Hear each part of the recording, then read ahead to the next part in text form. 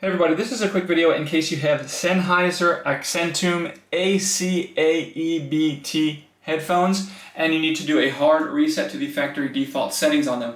Now you're going to want to do this for one of two reasons. The first one is troubleshooting. If these earphones are not connecting to Bluetooth, or they're not syncing or pairing with your device, or if they keep disconnecting, if they seem to be not responding, etc., etc., etc., a hard reset to the factory default settings can fix a lot of these issues.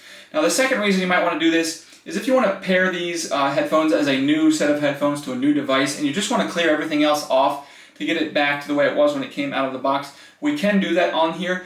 The thing is with these headphones, you cannot do this via the button push. You may see other videos or other things that tell you to do a 20-second long push on the main button. That is simply a forced restart on it. It will not clear the pairing history. It will not reset the settings to the defaults. The only way to do this is to install the Smart Control, the Senheisser Smart Control app, and from there you can do it via the device settings within this app. You can go ahead and do the reset, but you cannot do a factory reset from the headphones itself.